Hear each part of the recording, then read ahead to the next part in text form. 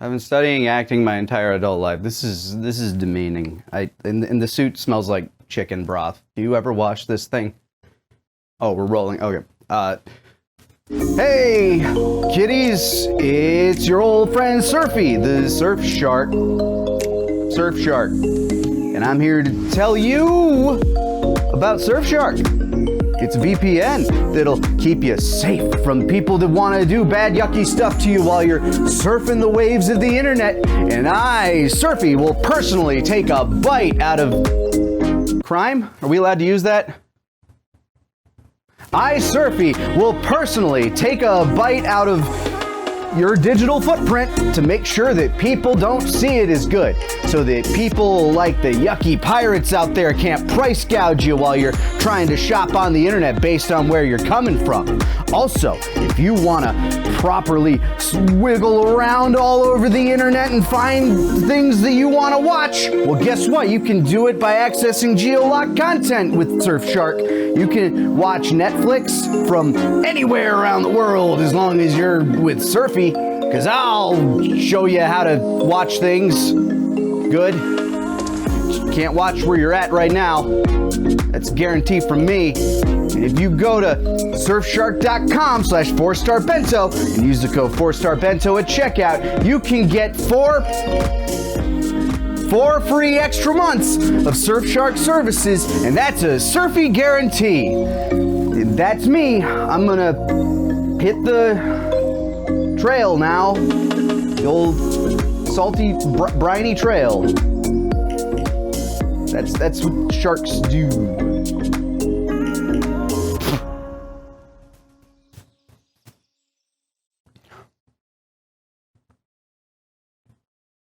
That it?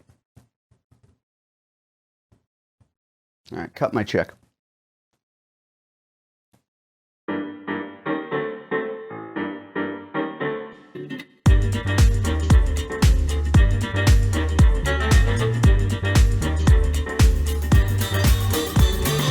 Hello, and welcome to the Talkcast Podshow. It's been a while since we've done one of these. Yeah, So this will be like a little like collection, a smorgasbord of things that we've either been, keeping up on or depression watching. You know, Is it smorgasbord?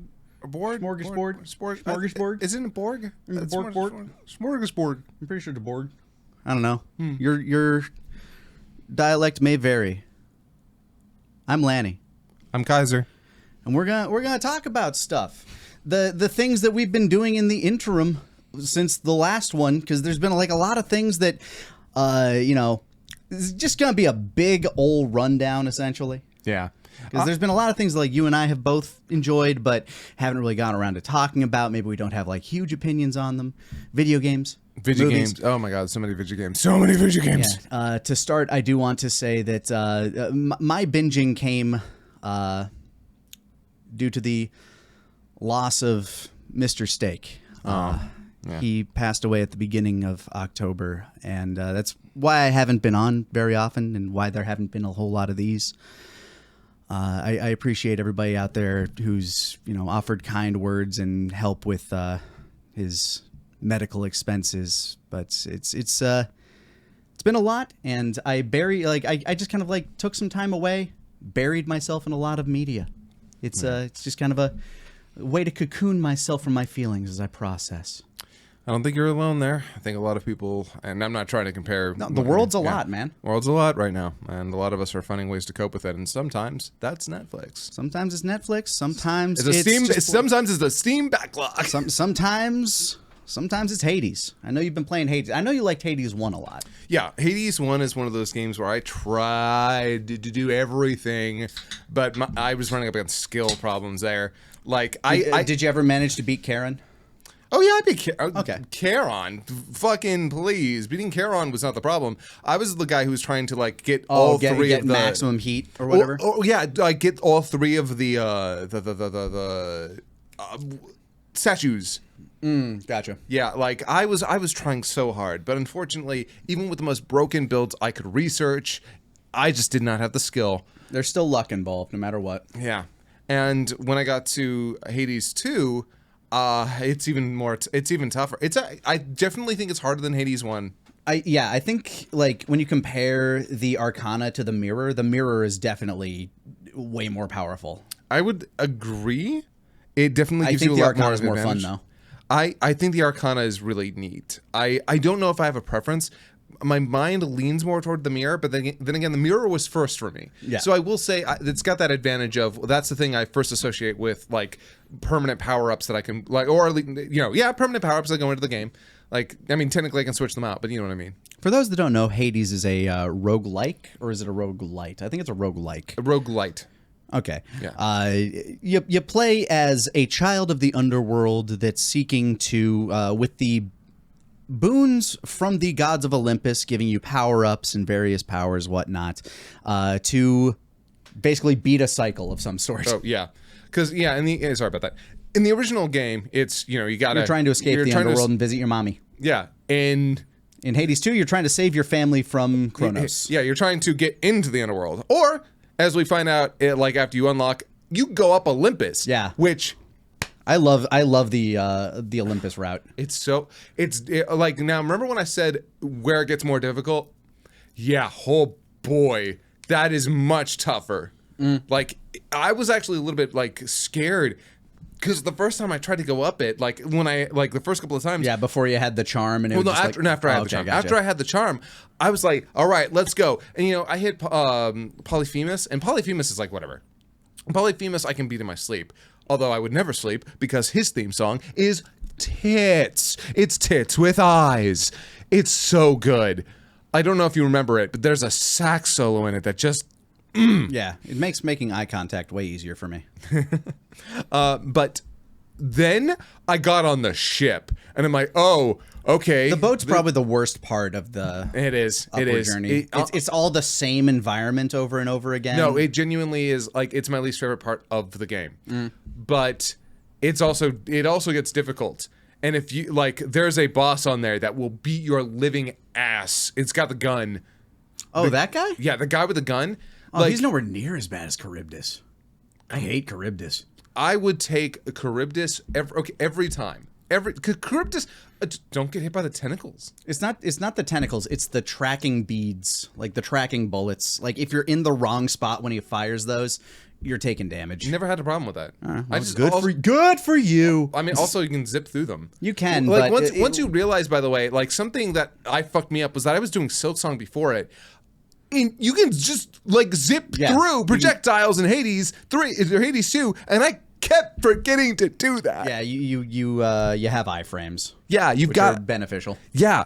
Like it turns the bullet hell into something way more easy to like, because in my mind it was like, oh god, I've got to get around all this. No, you go through it.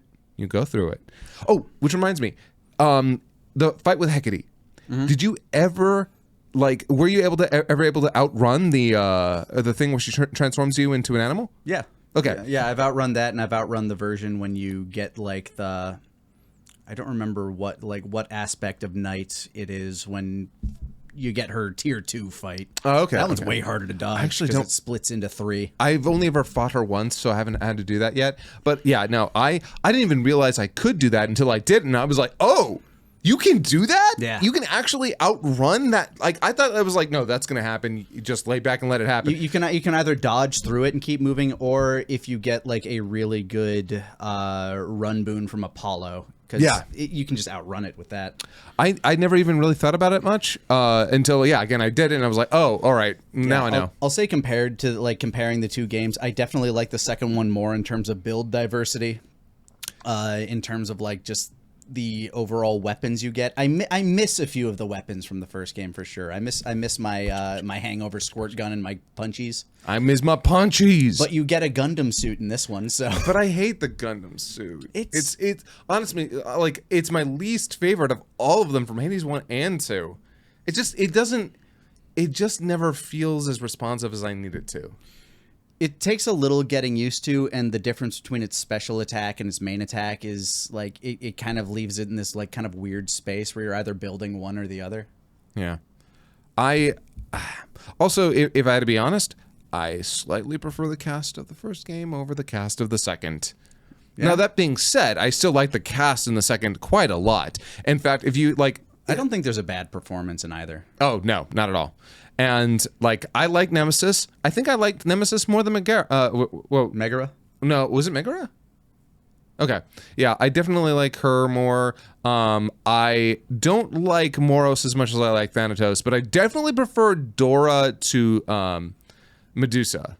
To Dusa? Dedusa. Yeah, I prefer Dora to Dusa, which obviously they're the obvious parallel there. Dora is like, it's hard to compare the two, but I can see why you say they're the parallel, because they're like the one that you can customize the space with. And they're a little floaty green person. Little floaty green person, but one of them's just like this adorable little shy bean, and the other one is a sardonic little Daria. Yeah. Like very different personalities, but they serve so much of the same purpose. And of course, Skeleton guy is still there, and he's still peak. He's your punching bag. He's the way you test your weapons. Also, gun to my head, if I had to choose Hecate between Hades and Hecate, I like Hades' surliness, but Hecate is a character I just came to. Hecate. Hecate. They say Hecate.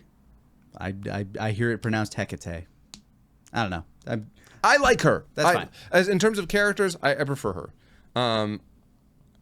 But I like Zagreus over Melinoe. And not because Melinoe is bad. She's fun, and I like her clapbacks. But Zagreus is just a little bit smarmier and a little bit funnier. And that's kind of that's the thing that I'll take the guy who's a little funnier.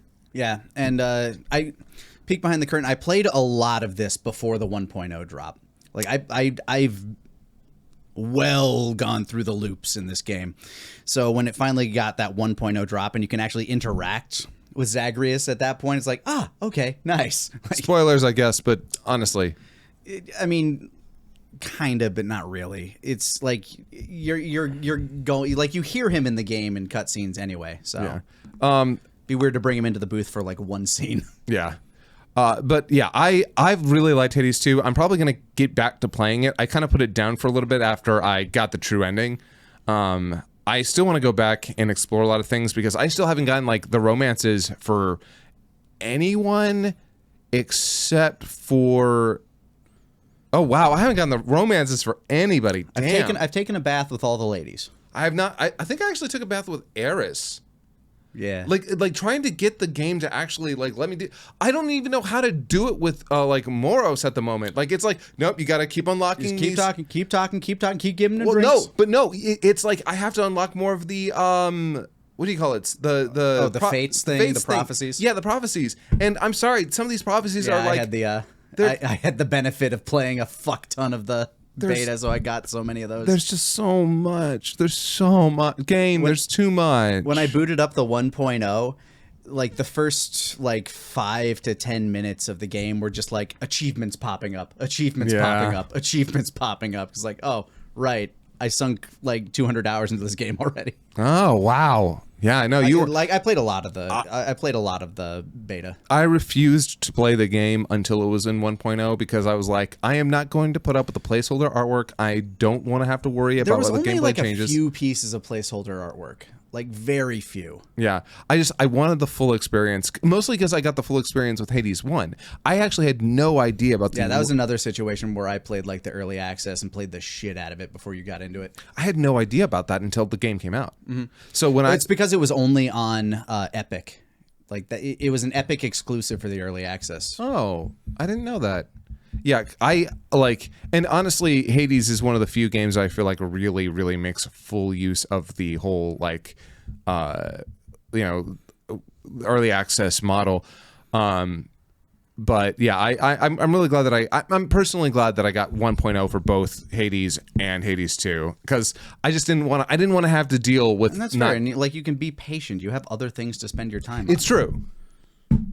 Yeah, I just kind of got into it because it's like, I like Hades, and the main game's got to come out soon. So I just kind of started like a few months back. And do you have like, I think Zeus is like super overtuned in that game. Zeus and Hera are actually Hera are both peak in terms of their boons. If you like, and after that, you can do some really crazy things with, I don't know. I like Apollo and I like Hephaestus. Hephaestus can be really good, like especially if you can get his like attack or special to be, heroics. Yeah, yeah. Because then if you can get it on like a 2-second cooldown, it's like bong, bong, bong. The crazy shit you can do though with like Hera and Zeus and the like basically just trading in a bunch to really power up one of those, you can do some crazy shit with that. But yeah, I don't know. I'm somebody who plays with the what do you call it? The wands, like with the aspect of Melanoi. Oh, the torches? Yeah. Mostly because I just like being able to hold attack and then move. Yeah, and the torches were the first, like, I initially didn't like the torches, but then, like, they were the first thing I beat the surface with. They were the first things I beat the lower tier with. And it's like... Yeah. But it's one of those things where you just kind of got to get used to the aspects, because I used to hate the axe, too. But then I started getting kind of good with the axe. It feels like a few of these things there's tricks, and once you learn their trick, once you find out how you can, or you find the right aspect, yeah, you can really tear shit up. Because I've looked up tier lists, I won't lie, and the torches with like the aspect of Melanoi, they're not high tier, no, and yet they're the only ones I've been able to beat the game with. The only ones. Yeah, like each individual weapon has 4 different versions of it that you can unlock. Yeah. Which, again, offers different build variety and different ways to play, which I think is like kind of the lifeblood of a game like this, which is meant to be infinitely looped. Yeah. I will say this, the story is fascinating. I actually really like it in terms of an overall story. I think it's actually a better one than the original. It's more complicated than the original. I actually think the first one's story of just like wanting to get to the surface to, say, up yours, old man, I want to see mom. I think there is a beauty to its simplicity. Oh, yeah. That gets kind of lost in the second one, where you have a better goal in mind, I think, like where like there's definitely higher stakes, but you also like kind of lose some of the interpersonal stuff. Yeah, a little bit of that. Yeah. Well, I think the reason that I really like the story, and I don't want to go too much into spoilers because I know a lot of people are still working their way through Hades 2. I really like the way that it wraps, and which is actually controversial because some people do not like the way that the story wraps. For me, though, I thought it was fascinating and very emotionally, like its themes of we need to stop overreacting and we need to give people a chance and we need to look internally and be better ourselves. I mean, it's absolutely poignant. Yeah. So I really I like the like how that ties into its themes. And so I just really liked the story for Hades too. Mm-hmm. Yeah. Yeah. I mean, for a roguelike to have a good story, always a benefit, like always a bonus. I didn't need it for Dead Cells necessarily. So does Dead Cells have a story? Not really. I didn't think so. Yeah. That's what I'm saying. Like, you want to talk about a roguelike with a good story and one without one? I still really like Dead Cells. I just, Yeah, I'm remiss to talk about this next one a bit just because I'm still like only partway through, but Silksong. I will avoid spoilers. Yeah. I'm still like in the midst of Act 2. Unfortunately, a lot of what happened in my life happened as I was trying to make my way through that. So it kind of fell back, and now I probably lost a lot of muscle memory that I was using to beat some of those harder bosses. Yeah. So for me, if anybody knows me and followed my streams, they know that I played a fuck ton of Hollow Knight, to the point where I actually I beat a lot of the really hardest bosses in that game, not the full Radiance ones. I'm not doing that. The only thing I didn't do was like the Pantheon. I didn't finish the Pantheon. Yeah, people saw me beat the hardest version of the Dark Prince on the guy in the fucking circus. Grim. Yeah, Grim. Nightmare Grim. Nightmare Grim. I've beaten Nightmare Grim a few times. I beat the Hollow Knight. Of course. How could you not? And yeah, I had a lot of fun with it. Yeah. So when I got to Silksong, I was like, fuck yeah, let's go. And I died so much. My God. It's like the big meme going around was like, in Hollow Knight, the tutorial will be at the beginning of the game. In Silksong, the tutorial was Hollow Knight. Yeah. And it's true. Yeah. Like, it'll tell you like what buttons to press, but it will It does not hold your hand for very long at all. Also, I'm going to be as H as one could possibly be. I do not like the down strike. I do not like dive kick. Give me my bounce. The moment I got the Wanderer's Crest, the game became officially fun for me. Yeah, my first crest was Reaper's Crest. I'm like, oh, I can downstrike now. Not really, though. Not the way With you the want. Reaper's Crest? Yeah. Reaper's Crest? It's fine. It's got a slightly different tempo, but you have more reach to make up for it. That's fair. But no, Wanderers for me. The moment I had Wanderers, I was like, okay, now I'm playing a Hollow Knight game, which I know isn't fair. It's Silksong. It's the sequel. It could be different. But you like your little quick slashes and your down strikes. Let me bounce on things. If I can't bounce on things, Let Kaiser bounce on it. let me bounce on it. Yeah, that's all he's asking. Yeah. No. Stop being greedy. But yeah, no, I was so happy once I got the Wanderer's Crest because again, I felt like now everything's coming back. Yeah, one thing I was concerned about going into Silksong was that I knew that Hornet actually talks, as opposed to the little shade, the vessel. Yeah. The Knight. The Knight. He doesn't talk, and part of that's like kind of fun, where like everybody's just kind of talking at you, and they assume everything about you.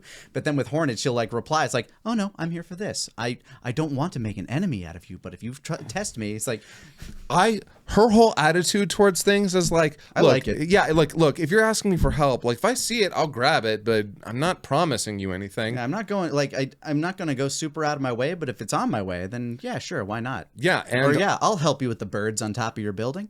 And not to mention her motivation. Her motivation in this game is literally, these fuckers came after me. I'm not just gonna leave. Now I gotta figure out what their deal was, and then probably killinate them. Yeah, these assholes kidnapped me. Why? Yeah. Also, why am I having panic attacks? Yeah. And that shit's like, oh man, I can't wait till you get to part 3. Because part 3 is like, again, where the game opens up even more. But by the way, gets harder. Oh, for sure.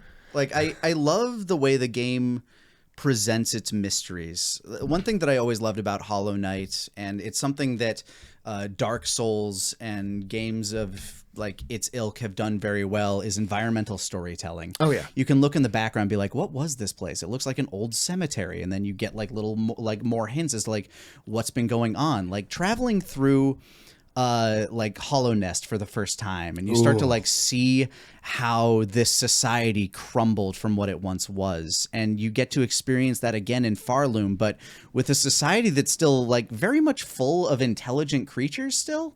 Yeah. So it's not as collapsed and destroyed as Hollow Nest was, but it feels like it's teetering on that. Because after the fucking Citadel came down, everything else feels like it is just at the brink. Yeah, plus you got everybody's favorite La mi tu la sunine mina kani saline bana tuni kani set babulu sur le bon. I forget her name. Shima. Wait, it? Is it Shima? I'm pretty sure. I know that Chakra is the tall lady with the rings, who I love. La Chunka. God, I love her. She's so good. But yeah, no, I know.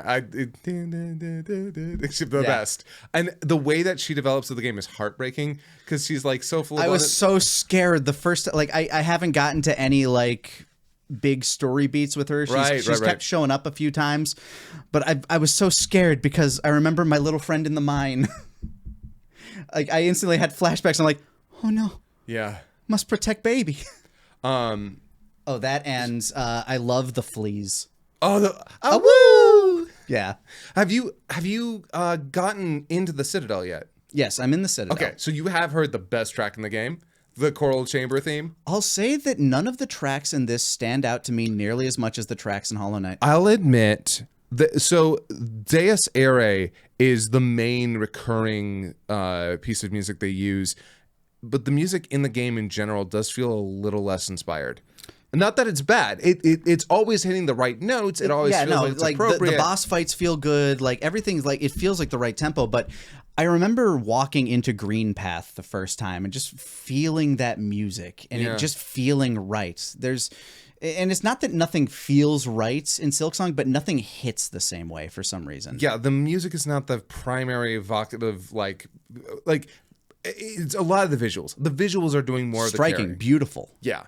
Again, all the hand-drawn art, fucking fantastic. But that being said, the Choral Chamber is actually a gorgeously haunting tune. Like I will listen to that and I'm just like, I get these visions of what it once was in my eyes, a place that was obviously trying to be glorious and beautiful, but would never be because it was being run by people who were too like self-centered and up their own ass.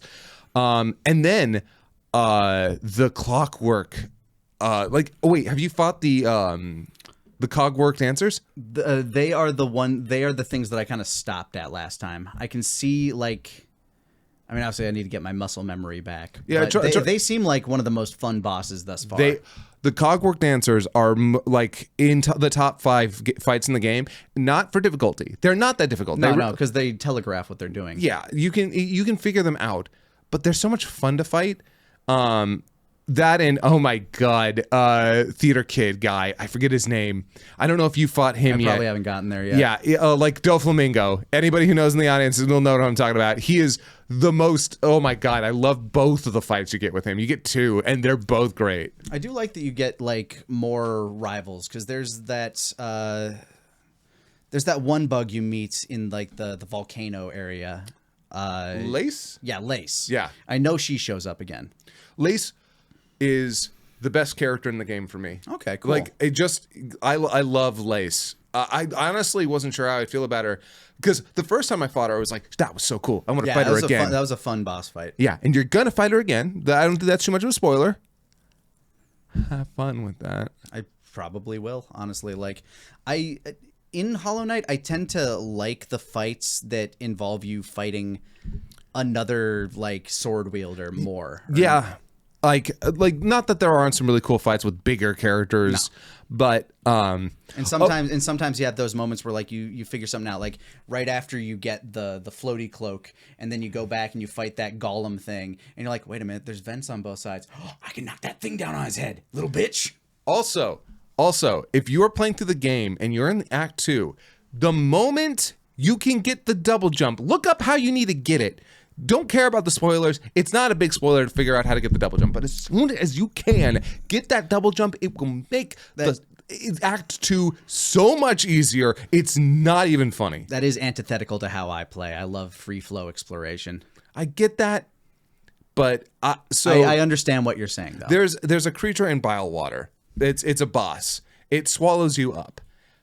I've had people bitch about that boss. I beat it in 2 tries. Because once you get the double jump, it is so much easier to manage, so much easier to fight. You really, really want double jump when you get to bile water because it makes everything so much easier. Yeah, I mean, double jump is just a good mechanic to have in general. Or is it bile? I can't remember if it was bile water. Is it the one with all the leeches in the water? Yeah. Yeah. You just want it. For sure. I mean, you always want double jump, no matter what game you're in.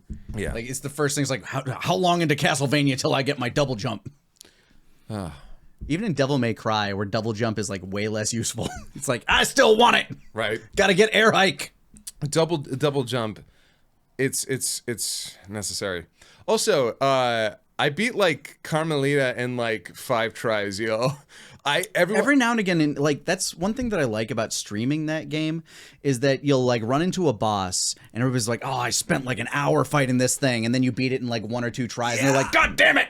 Yeah. But it's only that one boss, and then you get trounced by something that other people are like easy. Yeah, no, I've had some people like say, "Oh yeah, no, this character's easy. This character's easy. This character's easy." I go in there and I'm just get your ass whooped. But then yeah, with Carmelita, it was like 5 or 7 tries, and everyone's like, "She's the hardest boss in the game." And I'm like, I guess. Like there were some people saying that like speaking specifically of Act 1 bosses, just because like that's where my expertise was at the time.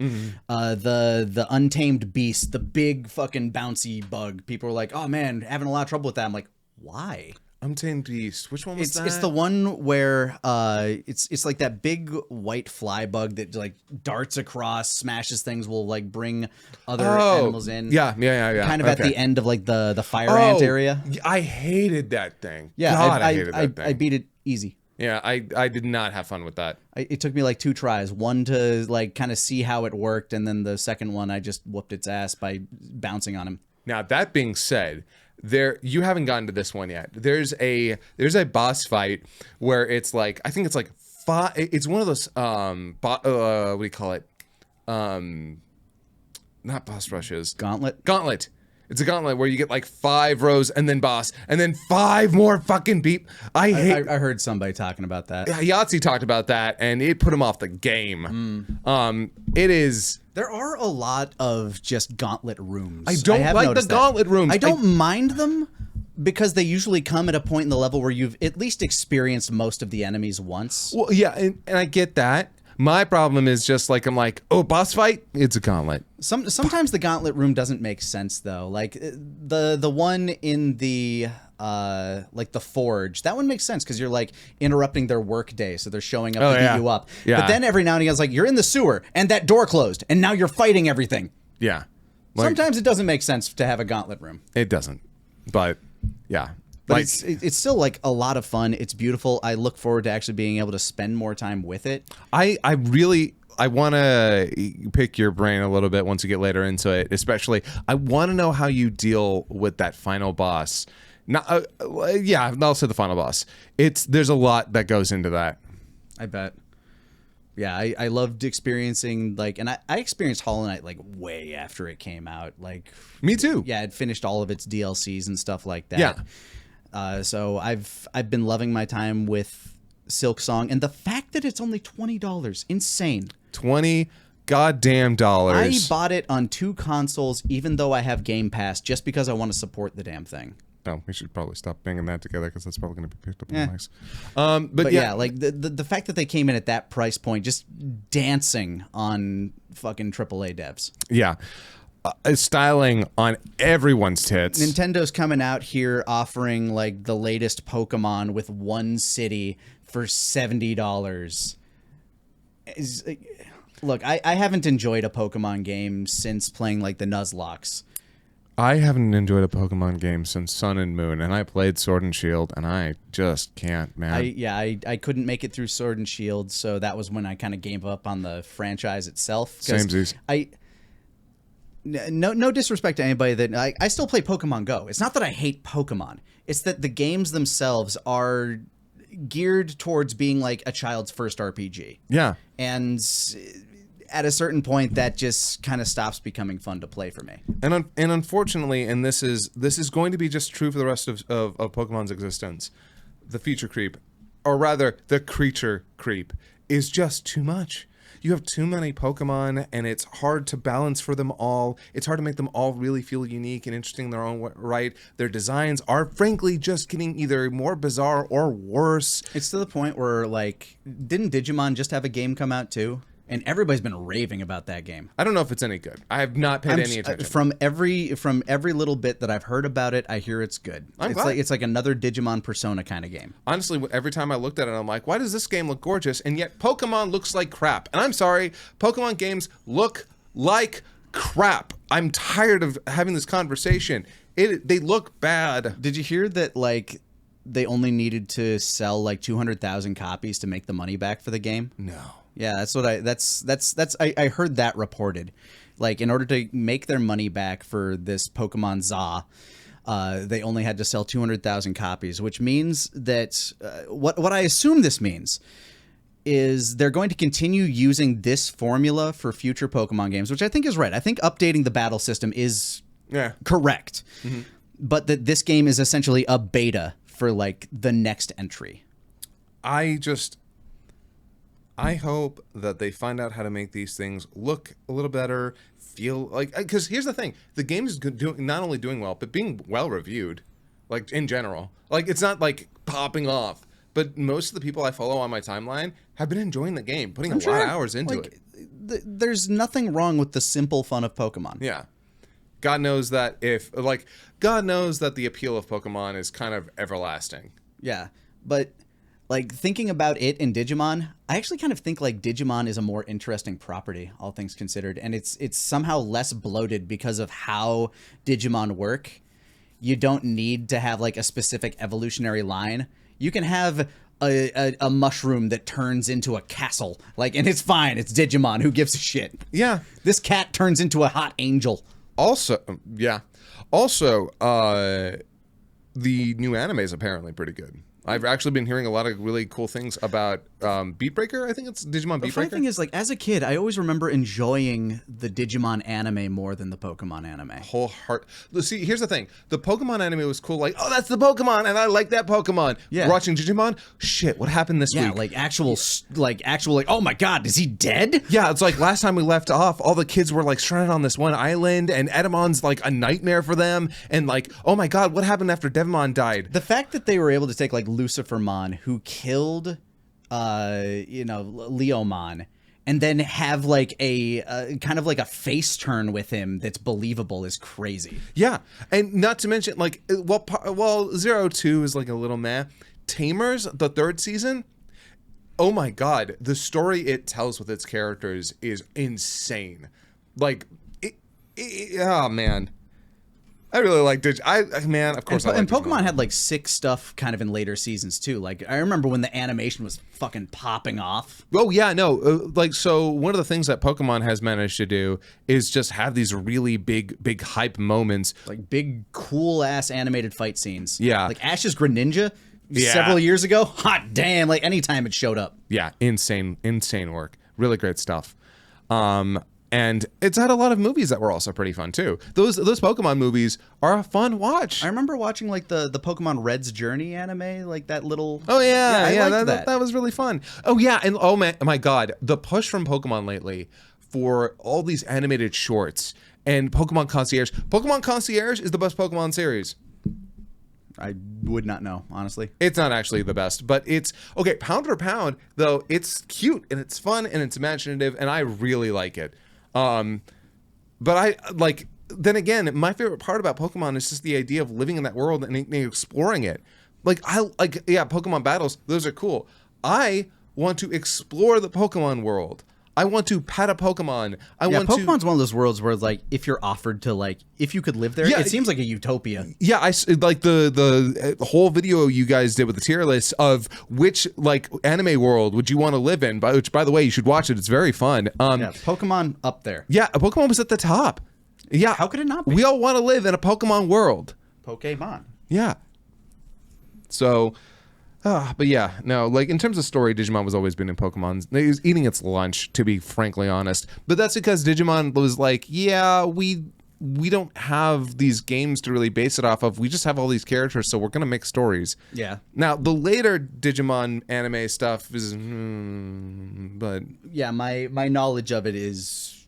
I haven't watched a Digimon series since I was a child, so... Yeah. Season 4...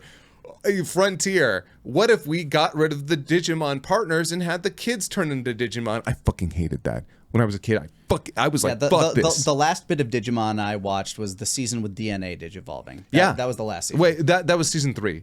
Then that was the last season I watched. Yeah, the one where the kids... And I might not have even watched the entirety of it. Yeah. In 4, they just got rid of the partners altogether. Which, why would you do that? That was the best part. Kids might want to be Digimon, but that's why you had the whole like DNA Digivolve where the kids merged with their Digimon. Or sometimes the Digimon would merge with each other. Yeah, and that was in number 2. And like, yeah, that's how you do that. You don't just get rid of the partners. That's why they never did that shit again. Yeah. Yeah, I haven't been keeping up with a whole lot of anime, but I have been watching like some, binge watching some things. I watched The Pit. Because I heard like a lot of good buzz about that. Yeah, you told me a little bit about that when we were going for a walk earlier. It is a strong show. Like it might be recency bias, but I might put it up there in terms of like writing with The Wire. Okay. Like it's very strong. If you don't know, like the concept of The Pit, it's a hospital drama. It takes place over one shift of like 12-hour shift of a crew, including like, student doctors, nurses, residents. And each episode is 1 hour, kind of like, 24 back in the day. And it tackles like so many different things. Like the main guy has like PTSD from working COVID. And like, so he's like gets flashbacks every now and again of, what he had to do during that period of time, but it doesn't feel like super shoehorned in or like forced, because you can do that and it can be like, yeah, okay, we see what you're doing here, but no, it's really well done, and the entire show is incredibly well written and well acted. I've only heard good things about it. I might check it out. I'd recommend it, honestly. I've just never been into medical dramas. And that's fine. I recommended it to Erica, my ex, because I know she loves the hospital dramas. I'm like, you got to watch this. If you like shows like,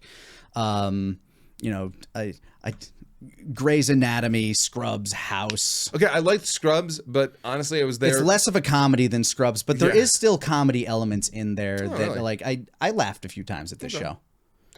You know what? At your recommendation, I might actually give it a try. Yeah. Otherwise, I was never gonna. Watch the first episode. Just give the first episode a try. If you're not into it by the end of the first episode, it's probably not for you. But it goes places, and it's yeah. Neat. It's a strong show that, I mean, it from what I recall killed at the Emmys, which makes sense after watching it. Huh, that's pretty cool. Yeah. How about you? Any shows you've been binging lately? You know, I actually like. So, long story short, by the guy who made BoJack, Raphael Bob Wasn't. Fuck. Raphael Yeah, Bob. I think I just saw that on Netflix, but I hadn't like clicked on it yet. Yeah, so I'll be as unspoilerific as I can possibly be then, which I want to be anyway, because a lot of y'all haven't watched the show, and I know y'all haven't because nobody's talking about it, and that's annoying because, look, I know that we all know that there's never going to be a second BoJack. So I know a lot of people... No, BoJack is special. Yeah. So Raphael Bob Waksberg, that was it. And I know that a lot of people are not going to give this a try because they can already tell that, first of all, the animation is, it's a little rough. It's almost like a fucking kid's storybook in a way. But it's one of the funniest shows and one of the most well-written shows I have watched in years. It's got the best writing of BoJack without getting into its darker places, but that doesn't mean it isn't emotionally effective. There are some gut punches that don't leave you feeling hollow, but rather, oh, that sucks.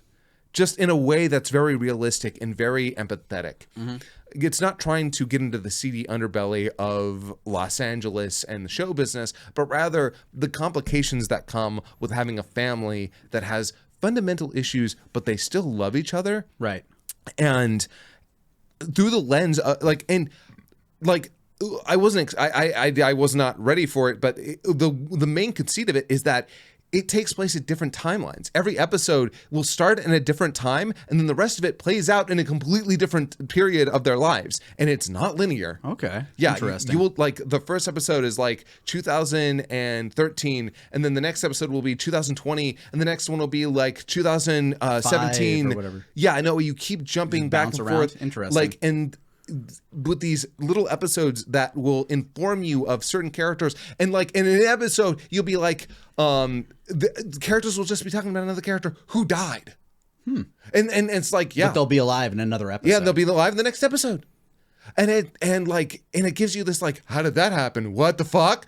I need to know how, like, and it's so there's a lot of really cool ways that it does that, and it's never confusing. As long as you pay attention to what time it is, you're like, okay, I know where we are. Gotcha. And yeah, so it's so funny, and It sounds like an interesting way to tell a story. it's great. It's so good. It honestly, like, I've read books that were far more confusing and harder to like read along with that I loved, and also, like one of the big conceits of it is that they're a Jewish family, and that plays heavily into the way that they, like, both navigate the modern world and their own family, and it's so funny. It's so funny and heartfelt, and you can definitely tell that it's being written from a place of a lot of personal experience.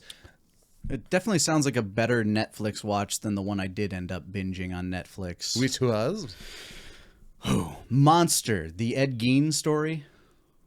Man, I feel bad. I feel like we've not been watching the same things. That's fine. That's fine. I like, it's around Halloween, so I thought, like, whatever, I'll give this a shot. I thought Dahmer was okay. But it does that same thing that Dahmer did, where it kind of romanticizes the killer a little too much. Mm-hmm. Like, not exactly like painting him in a kind light, but by the end they're trying to like make him this sort of sympathetic character, which I get it. He had some shit fucked up in his head, maybe like, and you know the way it, but he's still a monster. Like he killed and ate people and made things out of their flesh and bones, and that's you can't like. I respect the fact that they try to humanize that and like turn it into something, but it like the way they do it comes across as like really awkward, almost apologetic, if if bordering on like, like they romanticize his legacy too much. Which I know that this is the guy that was, you know, the basis for Norman Bates and Texas Chainsaw Massacre and so many other things. But and that's a big part of the show. Like they'll often flash to the future, talking about like they'll do this scene with Anthony Perkins and Alfred Hitchcock as they're walking through like a recreation of Ed Gein's homes. Like, this is how they found the place, and you can look around here to try to get into character, and I'll explain all of this to you, and then we'll go back to the normal story. And that's also my Wesker. And it's like you have a billiard ball in your mouth. How incidental. But they seem to romanticize it just a little too much. Like, I don't know. Like, it left me with kind of like a yucky taste in my mouth to the point that I stopped watching at a certain point. It's like, whatever, I'll finish it. But I didn't enjoy finishing it. Oh, hey, I know you haven't seen this one, but another Netflix show and another anime, The Summer Hikaru Died. You're correct. I'd never even heard of this. The Summer Hikaru Died is the story of in the first episode. The story of Ed Gein. in this first episode, we start out with two young boys who live in a rural town. They're probably in their 14, 15, maybe. Gotcha. And they live in a rural town, and you know, one is a jokester and one is a little bit more sullen looking. He's definitely a little bit quieter. And finally, you know, after a little bit of a segment with them and them talking, the main boy turns to the other boy, Hikaru, and asks him, "You're not really Hikaru, are you?" And we find out that the real Hikaru had died days before, or maybe weeks Spoilers? before. Well, yeah. Look, it's the first episode. Oh. And we find out that he had died, and a spirit of the forest has taken over the body. Kind of like a changeling sort of thing? Kind of. But he's got all of his memories, and he's got all, like, he knows everything, like, that Hikaru did, but he's not trying to, like, he doesn't feel all, like, it's interesting because he wants to be friends with this kid. He wants them to be on good terms. And he tells them, "Hey, let's be on good terms. I really don't want to have to kill you." And that's our first episode. And that's the tone the show sets. And as we move on, it's sort of a mystery of what is the spirit? How does it tie into this town? And what the fuck is happening? And it's so insanely well made. Mm-hmm. It's actually one of the second anime made by CryoWorks or Cryo Film. Or it's something. They made another anime called Apocalypse Hotel, which is an apocalypse after the world is basic. It's a hotel after the world has ended that is run by robots, androids, and stuff like that caters to aliens and other creatures who come to the planet. And it's really funny and really good. This one is a horror anime, and it actually... Okay. I've never had any horror anime that ever made me actually spooked or scared. It has never happened.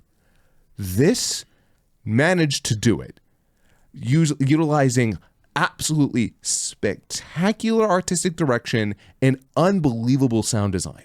I'll have to give that a shot, because I was really disappointed by Uzumaki.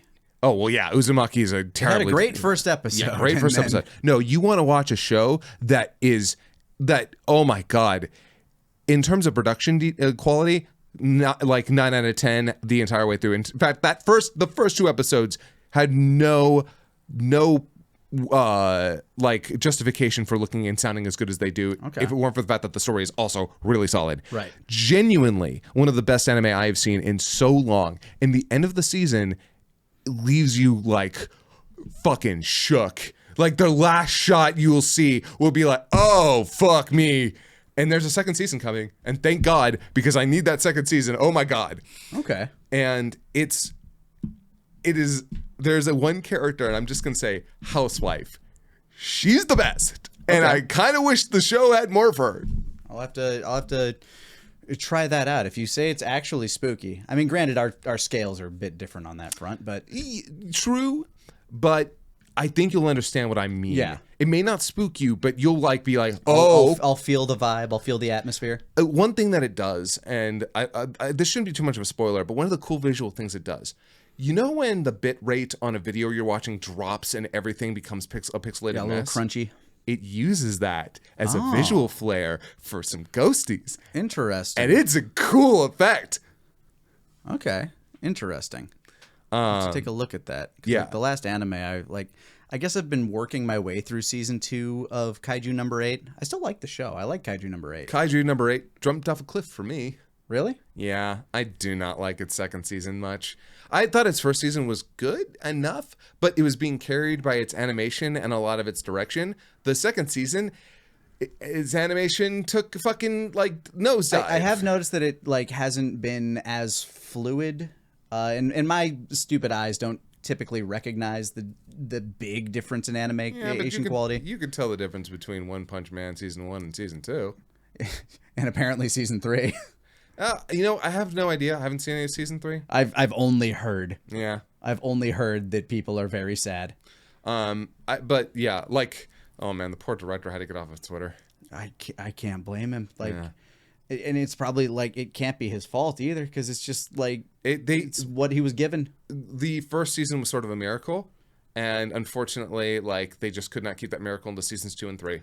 But that also unfortunately means they gave it to a studio that also just had no interest in trying to. It's like why make it if you're not going to make it how it should be at that point? Like Mob Psycho got 3 amazing seasons, and Studio Bones gave their all. yeah, and unfortunately, One Punch Man just couldn't get that same love. Which, by the way, as somebody who kind of fell off on the My Hero Academia anime, the latest season, they are giving it their fucking all. Okay. They are going balls to the wall. Yeah, 'cause I kind of fell off near the end of last season of My Hero. Last couple of episodes, as much as the story in the last part of My Hero Academia is like kind of okay, it's fine. I like it it's a satisfying conclusion. I was waiting for the anime because I'm like, okay, if the anime can really up this, I think I'd even enjoy it a lot more. And let me tell you, Bones is going hard. Like I loved everything they did on Mob Psycho, and their efforts for this season of My Hero, real good stuff. So Yeah. I know you're not a huge fan of Kimetsu no Yaiba, but I did see Infinity Castle. yeah. And long and short of my review is it's visually stunning, absolutely gorgeous. I think the cast has done a great job with it. It is, for better and for worse, like binge watching about 8 to 10 episodes of the show, which like means you're getting like 5 different plots. It's almost like watching an anthology movie because of how it jumps between the plots. Yeah. So if you're down for just binge watch, or I guess it's out. Well, I think it's still in theaters actually. I have no idea. but Actually, what is in theaters tomorrow is the Reze movie for Chainsaw Man, and I will be watching that shit. Okay. But yeah, like I kind of wish I had made it into a theater when like, opening weekend when it was like, crowded and everybody had like an energy. Cause I saw it in like a next to empty theater with like a couple other people. So I'm just sitting there binge watching anime in a dark space. Luckily it was at an Alamo Draft House. So at least I had some like food to go with it. But I won't lie. I understand why they did it, but like the Mugen Train movie felt more like a movie. I've definitely heard a lot of people say that. Yeah, Mugen Train felt like a much better paced movie than Infinity Castle. I hear that the real big problem with Infinity Castle is that it goes past where it probably should have ended. It's hard to say because like I maybe a little bit. Like there is a bit of epilogue, there is a bit of falling action to where it ends. But it's hard to say that it went like too far past it. I think it hit the beat that it needed to by its ending. But I do wish I was in with a crowd that could have, like, because Zenitsu has some like hype, like probably his hypest moments in the entire series in the movie. It's like, oh, fuck, I kind of wish I was there with a crowd for that one. I'm an entire season and movie behind. Yeah. So I'll have to. I might catch up on it. I heard some terrible things about the last season though.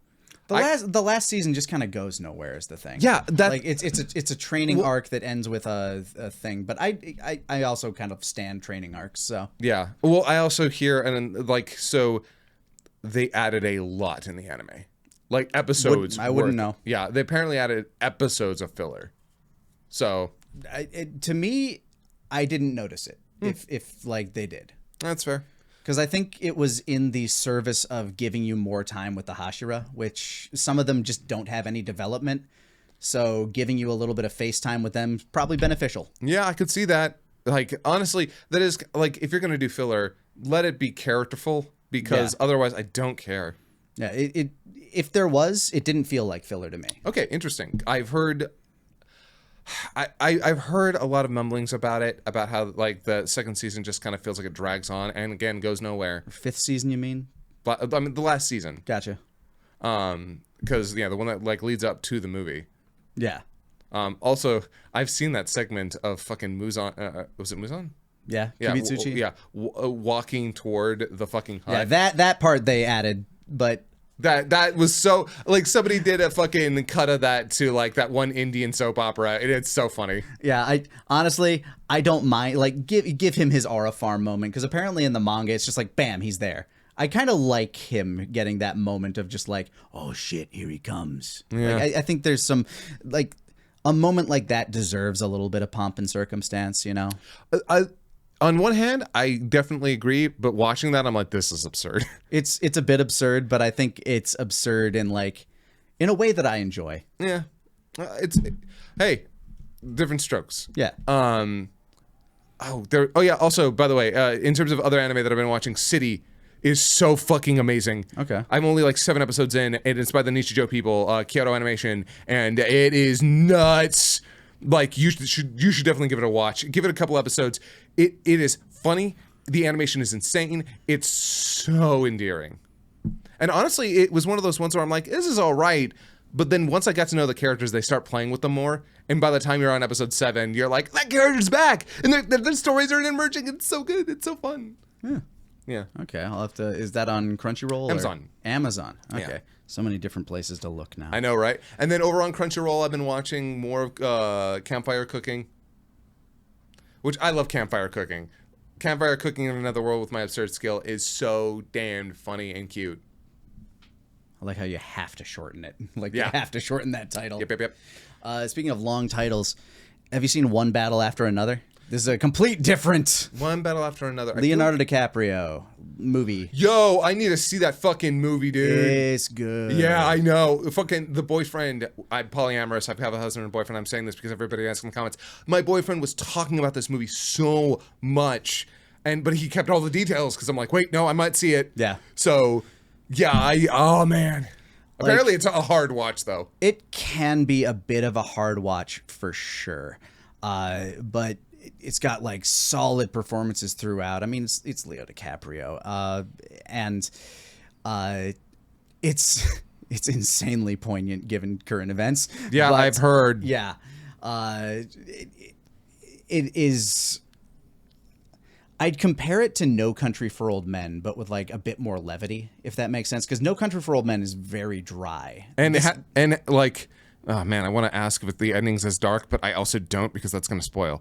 Yeah, I won't spoil how but it ends or anything. Yeah, no, I as No Country for Old Men is a movie I will never watch again.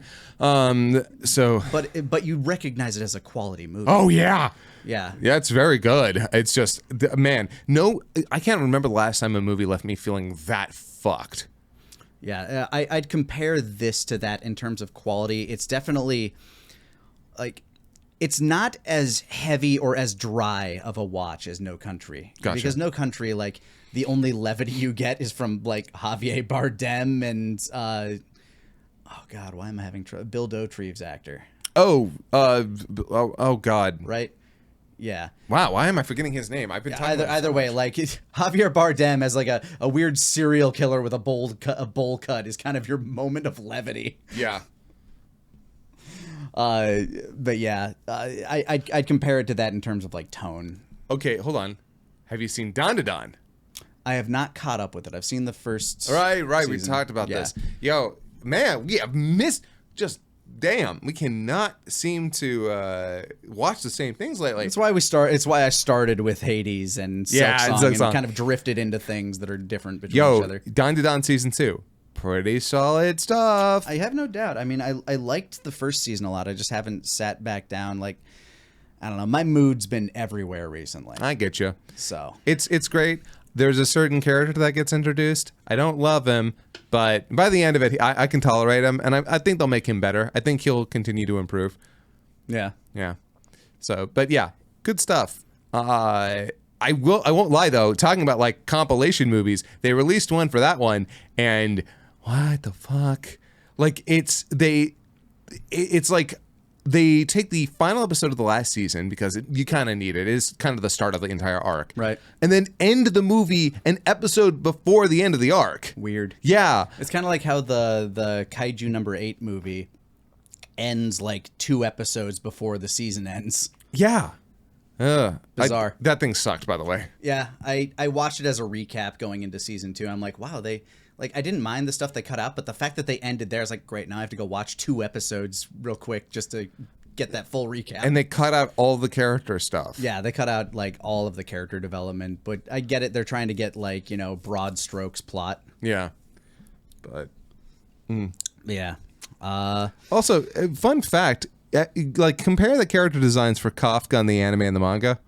Like if you ever see them, I really, really, really like the anime's design way more than the mangas for Kafka. Interesting. They made him look like an actual 30-year-old man, where in the manga he just looks like a slim 20-year-old, and it's like, no, what? Yeah, he's a little pudgy, a little husky in the A anime. little dorkier looking? Yeah. Way prefer that. Way prefer that. I mean, I don't like some of the directorial choices they've made, but I much prefer him looking a little bit more full body, a little bit like square jawed. Way better to me. Yeah, it fits. It's good stuff. Yeah. Yeah, that's Yeah, sorry for about the it. hodgepodge of stuff. It's Honestly, a big hodgepodge. Honestly, we just kind of needed a video for this weekend a little we- bit, and I need to break out of my goddamn rut. Yeah. So thank you for your patience in that regard. thanks for just letting us vamp about the things that we've been enjoying. Well, how about you? What's some stuff that you've been enjoying lately, or any thoughts you have on any of the things that we've been talking about? Yeah, Let tell us us know. about tell us about the anime you've been watching or the non-anime you've been watching. What movies? What? Because I do read comments. I'm currently listening to Thursday Murder Club. It's really good. This has been the Talkcast Podshow. Talkcast Podshow. Talkcast Podshow. Like, favorite, subscribe. Is favoriting still a thing anymore? I don't know. See if it's a feature. If it is, go for it. When we say like or stuff, does it do the little thing, the animation with the thumbs up? I wonder about that. Double tap the video and Bye. later.